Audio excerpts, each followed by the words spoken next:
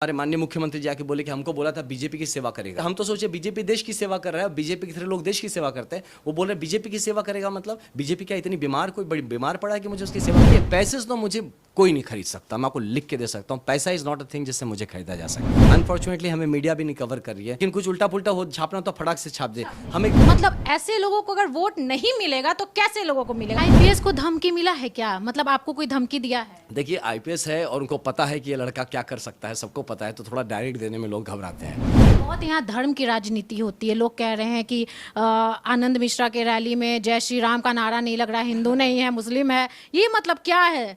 जय श्री राम का नारा लगेगा?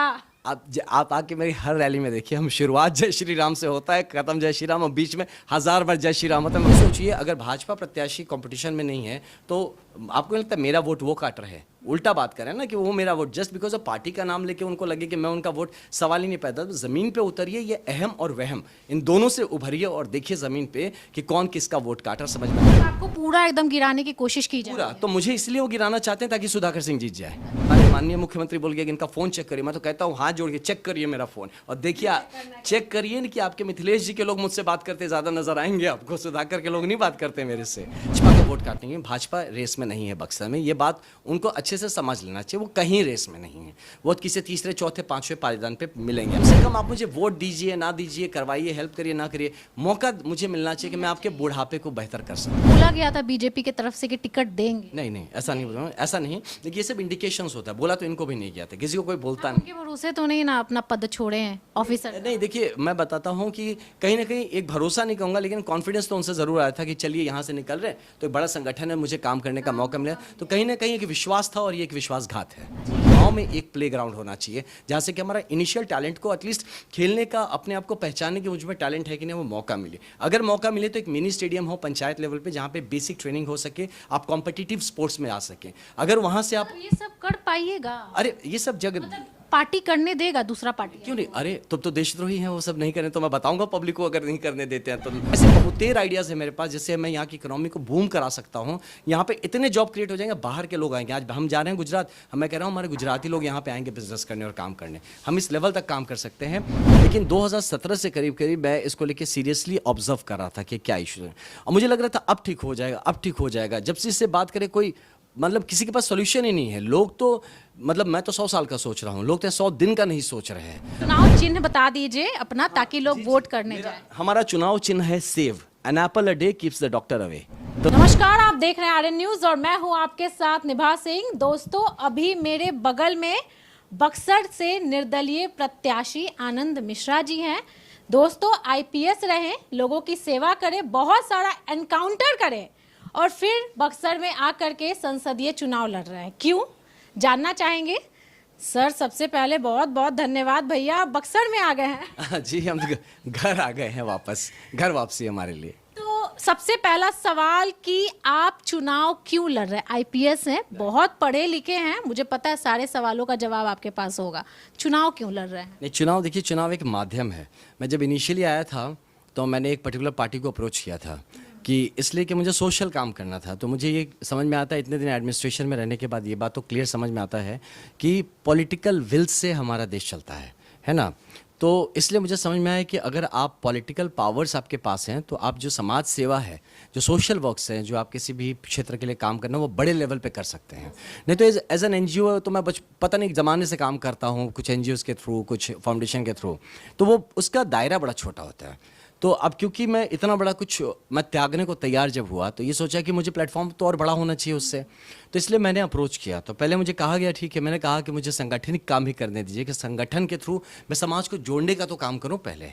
तो अनफॉर्चुनेटली अब जब जानती हैं कि आप आजकल का राजनीति ऐसा है कि अगर आदमी में ईमानदारी छलक गया, और ये उसका मेरा ट्रैक रिकॉर्ड चेक किया इन लोगों ने तो देखा कि यार ये तो पैसे भी नहीं लेता है, सीधे सीधे बात बोलता है, सीधे सीधे काम करता है, तो इसका राजनीति में आएगा तो बहुतों का बिजनेस पानी खराब हो जाएगा। आपको नहीं लगता कि अगर आप बीजेपी से जुड़े रहते या उनके तरफ से खड़े होते तो आप बंधक बन जाते, आप उनके गुलाम बन जाते? ये आज आप आजाद हैं। ये लेट महसूस हुआ, ये लेट अब महसूस हो रहा है, ये सही कह रहे हैं आप, क्योंकि मैं देखा कि मैं बता रहा हूँ, मैं बचपन से एक स्वयंसेवक रहा हूँ, बाल स्वयंसेवक रहा हूँ। तो एक मेरा विचारधारा एक सनातनी विचारधारा रहा है। तो होता ना नेचुरल रिफ्लेक्शन, परिवार जैसा महसूस होता है वो पार्टी मुझे। तो जब मैं, लेकिन अब जब देखा पार्टी का, देखिए विचार तो मैं अभी भी मानता हूँ, लेकिन उनके जो लोग हैं ना, कुछ लोग हैं जिन्होंने मतलब उसको एकदम एक बिजनेस बना लिया है इस पार्टी को, कि हम जैसे जो ओरिजिनल लोग हैं, जो इस विचारधारा को मानते हैं, उनको साइड कर रहे हैं और सारे फर्जी लोग उस पर कब्जा करते जा रहे हैं, जो कि उस पार्टी के कभी थे भी नहीं। पूरा दुनिया घूम के आके अब लास्ट में आके यहाँ पे शरण लिए, अब वो जो ओरिजिनल है उनको काटना शुरू कर दिया।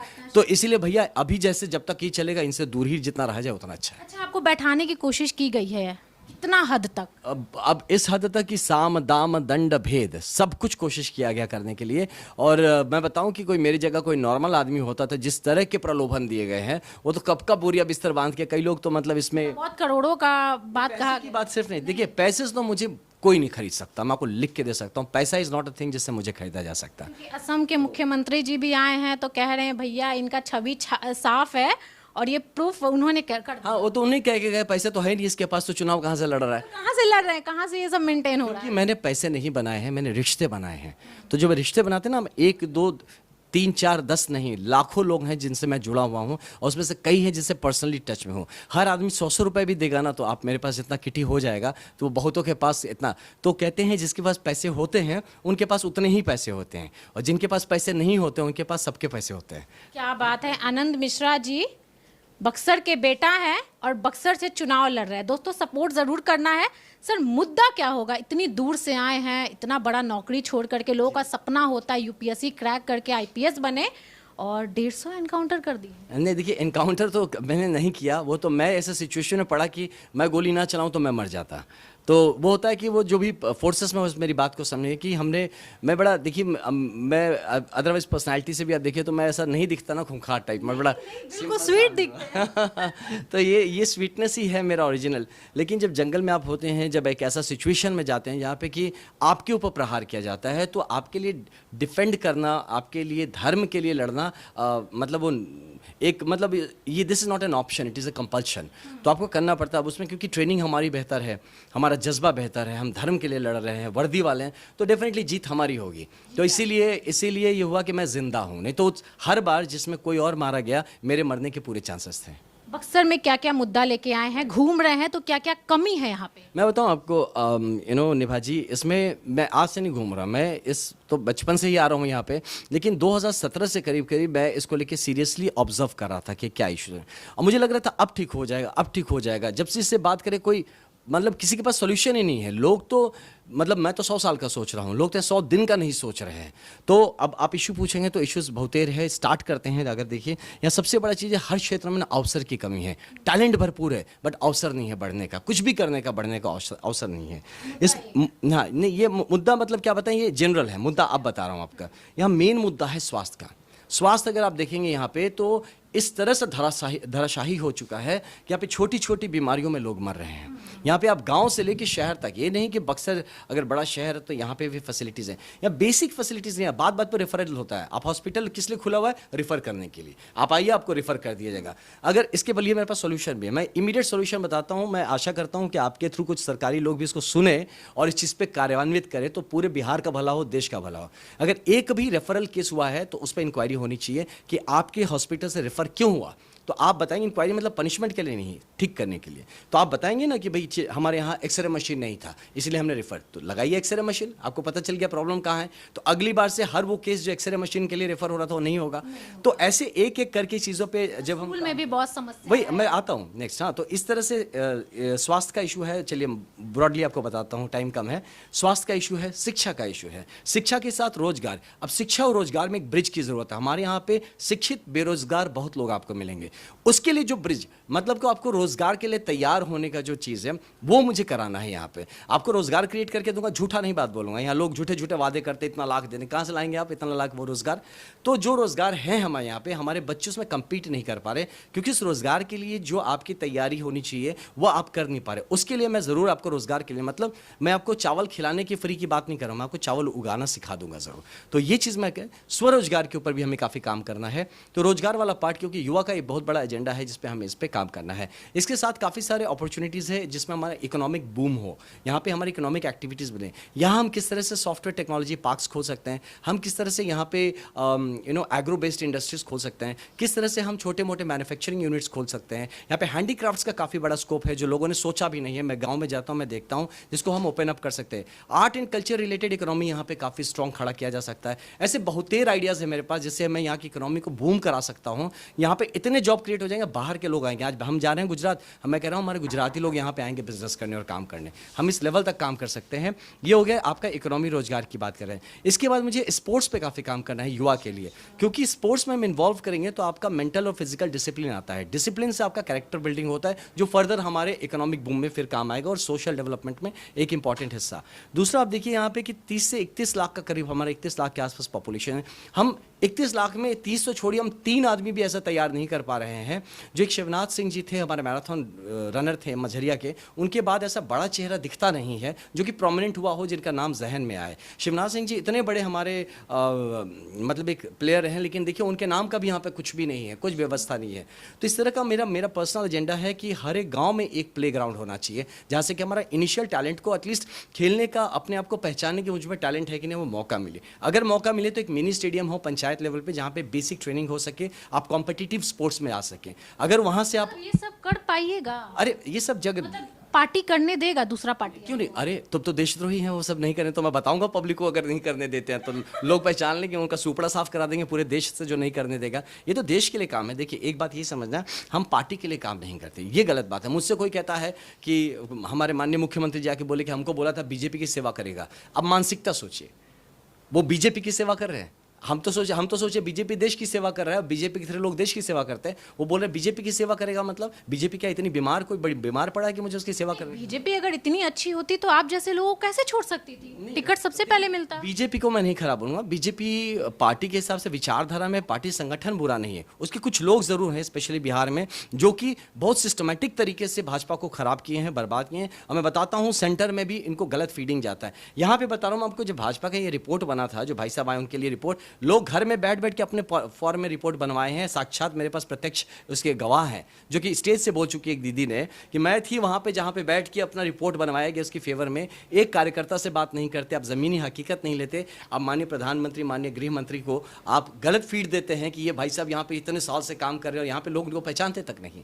तो ऐसे गलत फीडिंग करके लोग अपने आप का टिकट लेते हैं।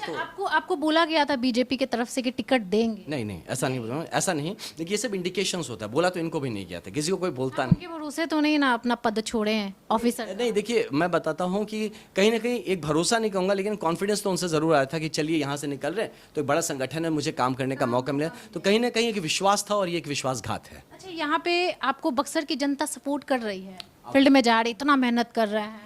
अगर नहीं करती ना तो शायद मैं मेहनत नहीं कर पाता। बहुत ज़्यादा करिए, बिलीव मी, आप ज़मीन पे आके देखेंगी तो हर वर्ग, लोग मुझे कहते हैं युवा के साथ, युवा तो है, युवा तो रहेगा ही। युवा के साथ आप महिलाओं को आके देखिए, हाँ, जबकि हमारे साथ कोई महिला भी नहीं घूमती है, फिर भी मेरी माँ बन के, मेरी बहन बन के लड़कियाँ निकल के आती हैं, मेरे साथ सेल्फीज़ लेती हैं, मेरे से बात करती हैं कि भैया ऐसा ऐसा करना है, हमें ये चाहिए। महिलाएँ आती हैं, कहती हैं कि बेटा हमारे बच्चों के हमें पता चला आपके बारे में। तो जो युवा हैं घर में माँओं को बता रहे हैं। तो इस तरह से महिलाएँ भी हमारे साथ हैं।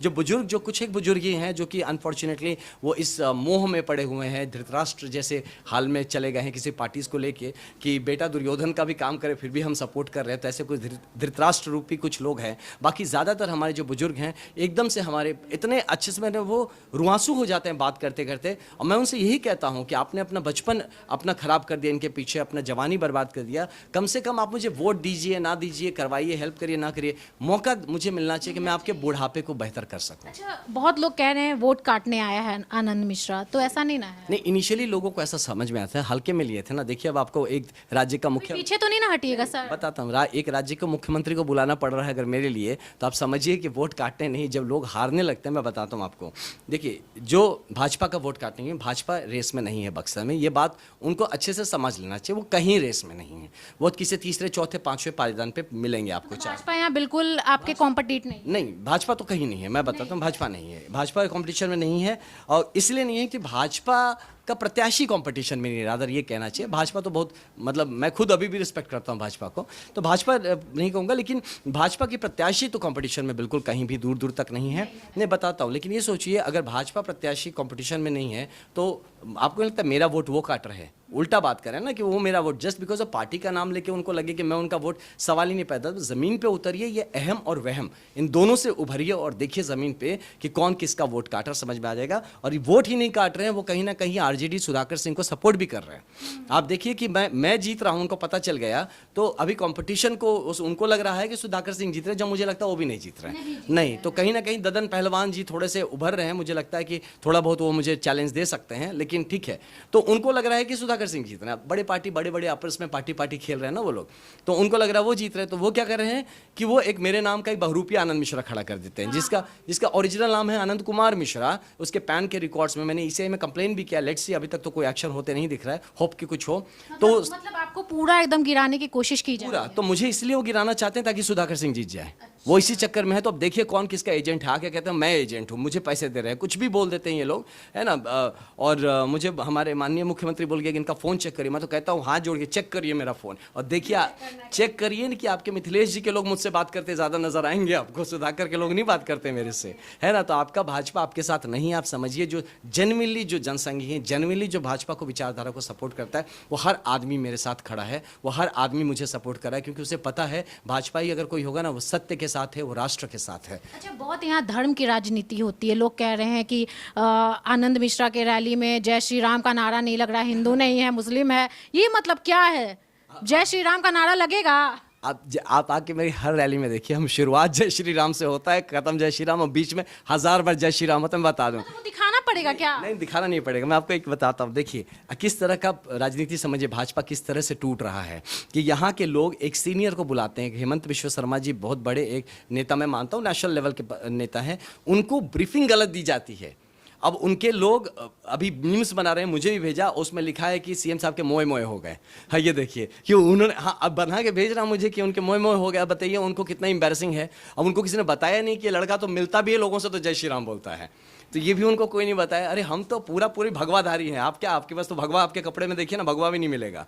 हमें देखिए, हम तो लगातार भगवा लगाया घूम रहे हैं, तो हमसे ज़्यादा कौन और सनातनी आपको मिलेगा। हम तो प्योर सनातनी, जनेऊधारी सनातनी आदमी हैं। तो हाँ, तो इसमें कोई शक करे कि जय श्री राम, मैं आपको बोलता हूँ जय श्री राम, जय जय श्री राम। आईपीएस को धमकी मिला है क्या? मतलब आपको कोई धमकी दिया है? देखिए आईपीएस है और उनको पता है कि ये लड़का क्या कर सकता है, सबको पता है, तो थोड़ा डायरेक्ट देने में लोग घबराते हैं कि उनको पता है कि ये नहीं जिद्दी है, और ये पता है कि उल्टा घुमा के दे सकता है ये। हाँ, तो वो धमकी उल्टा कर सकते हैं, आप धमकी देंगे हम कांड कर देंगे, तो ये बात लोग समझते हैं, नहीं जानते हैं ना कि मेरा फितूर जानते हैं। मरने से जो नहीं डरता ना, और जो किसी से नहीं डरता, उसको आप डराना आसान नहीं है। तो इसीलिए वो जो धमकी बड़े सटल तरीके से देता है, देख लीजिए आगे फ्यूचर है, संभल जाइए, ये कर लीजिए, इस टाइप की बातें मेरे मित्रों से मुझे बुलवाते हैं, प्यार से बुलवाते हैं। राम जी के भक्त हैं, डरते नहीं हैं? नहीं, बिल्कुल नहीं। देखिए राम जी तो अवतरित हुए थे संहार के लिए, लेकिन मैं मानता हूं जैसे कृष्ण 8वें अवतार थे, हम तो 7वां नंबर हमें मिला था, पहले पता है आपको, उसमें ईवीएम पे 7 नंबर मिला। चुनाव चिन्ह बता दीजिए अपना, ताकि लोग वोट करने जाए। हमारा चुनाव चिन्ह है सेव,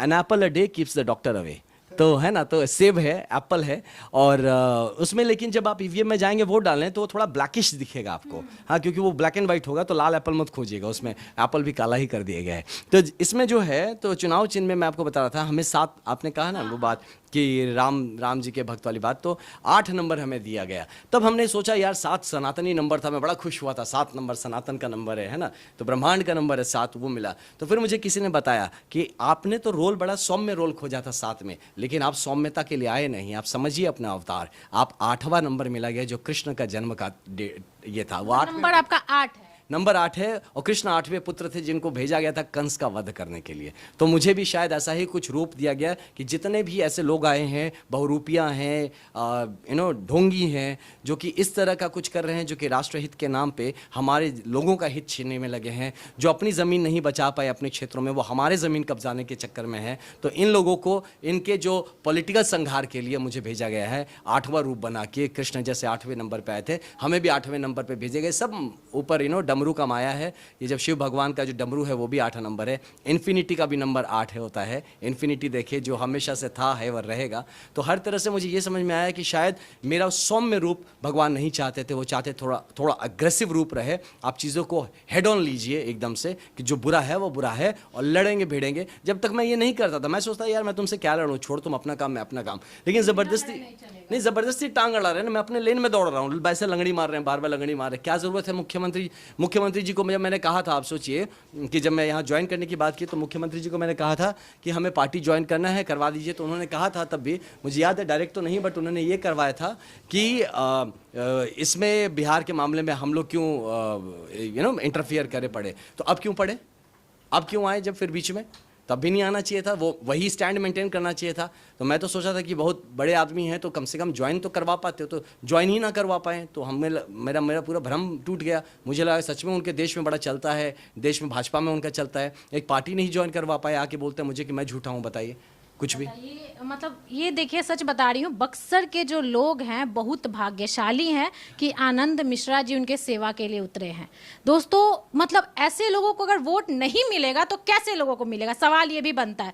सर, हम बक्सर के वोटर नहीं हैं, अगर होते तो हम आप ही को वोट करते। Thank you so much. और मैं क्योंकि यहाँ पे सेवा भाव से आया हूँ, मेरे लिए राजनीति एक माध्यम है, राजनीति अंत नहीं है। मैं नेता बनने नहीं है, मैं कार्यकर्ता बनने आया हूँ, सेवा के लिए आया हूँ। राजनीति और MP बनना, पॉलिटिक्स सिर्फ एक रास्ता मात्र है। दिल्ली पहुँचना है तो ट्रेन से जाना है, ट्रेन पे चढ़ने के लिए आदमी स्टेशन नहीं जाता है, स्टेशन जाता है ट्रेन पकड़ के दिल्ली जाने के लिए। हाँ, तो इसीलिए ट्रेन जो है वो राजनीति है, वो एक माध्यम है। तो सिर्फ माध्यम मात्र रहेगा। मेरा मेन काम है सेवा करना, अपने क्षेत्र और बिहार के लिए काम करना, जो मैं करता रहूँगा। सर, करते रहिए, हम लोग आपको सपोर्ट करते रहेंगे। थैंक यू सो पूरा मच। सपोर्ट रहेगा। ये बहुत ज़रूरी भी है क्योंकि ना अनफॉर्चुनेटली हमें मीडिया भी नहीं कवर कर रही है, लेकिन नहीं, जो किन कारणों से मुझे नहीं पता, बट हमें कवर नहीं करी। हम लोग इतना काम कर रहे हैं, कुछ नहीं आता न्यूज़ में हमारा, तो लगता है कि चले ठीक है जो भी हो, अब उन सबके अपनी अपनी चीज़, लेकिन कुछ उल्टा पुल्टा हो छापना तो फटाक से छाप दे। हम एक बहुत बड़े मीडिया चैनल पे वैसे एक अपना मानहानि भी डालने वाले हैं कि उन्होंने गलत न्यूज़ चलाया है कुछ बात पे, बहुत बड़े चैनल पे, बहुत बड़े और बहुत नेशनल TV का एक चैनल है, उस पर हम एक केस भी करने वाले हैं। दोस्तों, तो ये हैं IPS आनंद मिश्रा जी, और सच बता रही हूँ, इनसे मिल करके इतना अच्छा लगा, इतनी खुशी हुई कि लगा कि भाई अब हमारे बिहार का तकदीर यही लोग बदल सकते हैं, ऐसे ऐसे लोग बदल सकते हैं। दोस्तों, इनको सपोर्ट कीजिए, वोट कीजिए, इनको विजय बनाइए और जिताइए, क्योंकि अगर आप इनको जिताएंगे ना तो ये आपके लिए काम करें, क्योंकि ये निर्दलीय हैं, इनको कोई सपोर्ट नहीं कर रहा, मीडिया कवरेज नहीं मिल रहा, और नेता मंत्री जो है इनको इतना डरा रहे हैं ना कि भाई उसका तो हम हिसाब ही नहीं बता सकते। हालांकि इनका जो पहले चुनाव चिन्ह तो इनका सेव है, लेकिन आपको जो नंबर मिला था वो 7 था, लेकिन चेंज करके 8 कर दिया गया। बिल्कुल, अब हमारे कहीं ना कहीं लोगों को भ्रमित करने के लिए उसकी फ़ोटो भी एडिटिंग करके मेरे जैसे बना के लगाई गई है, और उसका नाम भी आनंद कुमार मिश्रा था, जिसको किसने मदद किया नहीं पता, कुमार ड्रॉप करके एग्जैक्ट आनंद मिश्रा मेरे जैसा आपके फेस को, मतलब आपके जैसे बाल पूरा एकदम कॉपी करके मेरे हेयर स्टाइल को उसके हेयर स्टाइल पे चिपका दिया गया। जबकि उसके पुराने फोटो देखिए, दूर दूर तक कहीं वो आदमी सामने दिखे और उसका चुनाव का फोटो देखिए, दूर दूर तक उसका कोई मैचिंग नहीं है। वो ऐसे हंसाया गया उस फोटो में जैसे मैं हंसता रहता हूँ, और जबकि जिंदगी में आप शायद गुदगुदाएंगे भी तो ना हंसे, इस तरह का आदमी है। तो सोचिए, निर्दलीय जब कोई खड़े होते हैं तो कैसे बड़े बड़े पार्टी वाले इनको टॉर्चर करते हैं। दोस्तों, ये है रियल हीरो, ये है आनंद मिश्रा जी। और जब इनका हम सोशल मीडिया पे स्टोरी देखें तो सिंघम, रियल हीरो, तो ऐसे लोगों को सपोर्ट करने के लिए हम भी पटना से बक्सर आ गए। दोस्तों, आप भी सपोर्ट कीजिएगा, वोट कीजिएगा, वीडियो शेयर कीजिएगा और बक्सर से इनको जिताइएगा, बस मैं यही कहूँगी। नमस्कार।